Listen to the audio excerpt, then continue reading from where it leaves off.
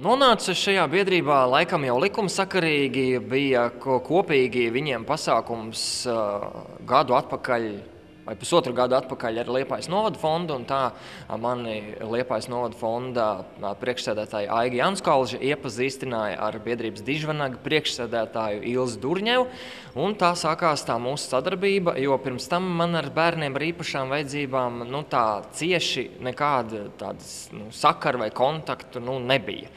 Tā sākās, iepazinu, kas tas ir, ar ko šie bērni ir tik īpaši un atšķirīgi.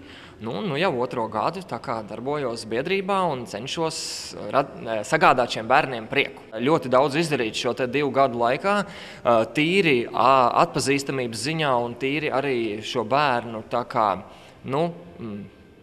neteiksim attīstības, bet tajā ziņā, ka šiem bērniem ir sagādāti ļoti daudz pasākumi, kuros viņi iet kopā gan ar saviem brāļiem un māsām, kuriem nav šīs īpašās vajadzības. Un tas ir tas gandarījums, kas liek iet uz priekšu un liek darboties tālāk.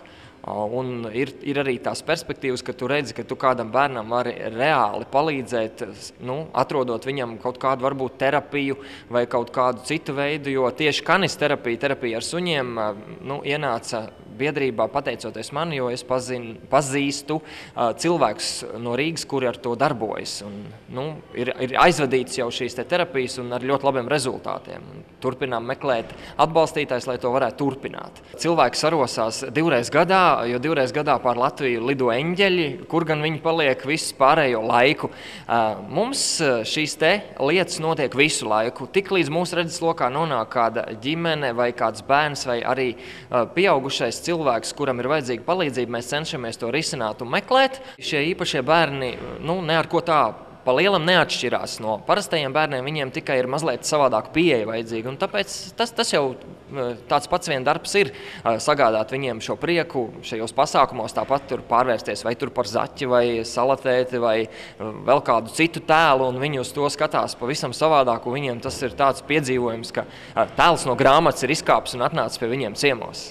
Šis darbs ar šiem īpašajiem bērniem un ar bērniem vispār ir sirdslieta, jo es parasti tā saku, ka ja jau man nepatik, tad es to nedarītu, tad es droši vien darītu vēl kaut ko citu. Otra sirdslieta, protams, ir dzīvnieki, jā. Tāpēc arī šiem bērniem ir izveidots tāds mazs zoodārs, kur viņi var kontaktēties ar šiem dzīvniekiem, kas mums tur ir ārpus Liepājas Grobiņas novadā, un tur arī ir labi rezultāti. Viens piemērs ir, ka atbrauc mums ciemos vienkārši apskatīties viena oma ar savu mazbērnu, kuram ir Dauna sindroms, un viņi pirms tam saka, šis bērns nerunā.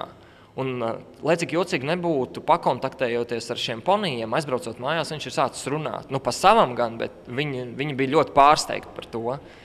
Tā kā, tas ir kaut vai mazs solīts, mazs kaut kāds smilšu graudiņš, bet tomēr tas ir, pēc tam uzzinot tāds prieks, ka tu nepavelti to dari.